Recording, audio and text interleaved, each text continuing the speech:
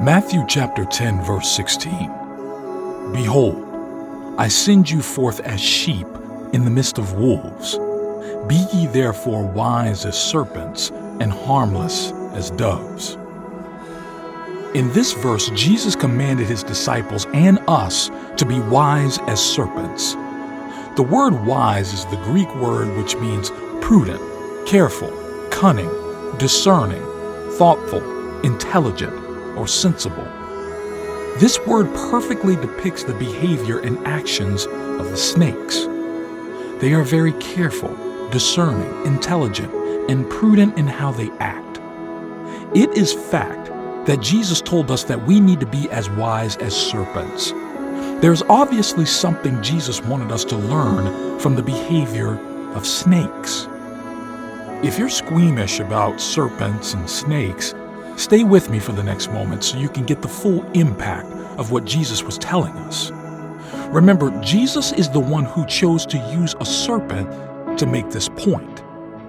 So let's consider the behavior of serpents for a moment and see how this relates to us being wise in the way we live our lives.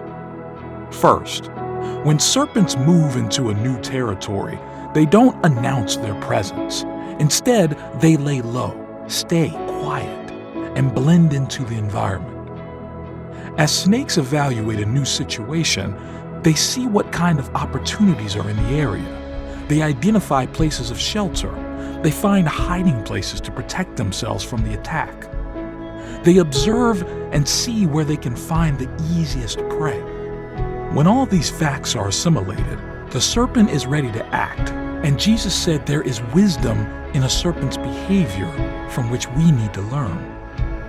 Lesson: when God tells you or me to do something new, it is wisdom for us to move carefully into that new phase of our lives.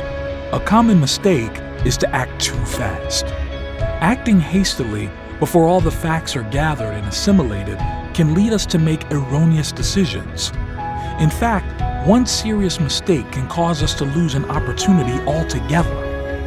It's better to lay low, stay quiet, and blend into the environment for a while, learning from the sights and the facts we observe. Second, serpents are wise enough to know when to seize the moment and strike. Knowing when to act is as important as knowing when to lay low. When prey passes before a serpent, that serpent knows it's time to strike. If the snake waits too long, the opportunity will pass, and the prey will reach an irretrievable position. Lesson: when it's time to act, put your fears and emotions aside and seize the moment. I have seen so many people pray and pray for divine opportunity to come to them. They wait for that golden moment to come, and at last, it does. A great door of opportunity stands directly in front of them. It's time to act, but rather than seize the moment and walk through that door, they pause just a little bit longer. God brought them exactly what they had been waiting for, but because they paused, they lost the opportunity.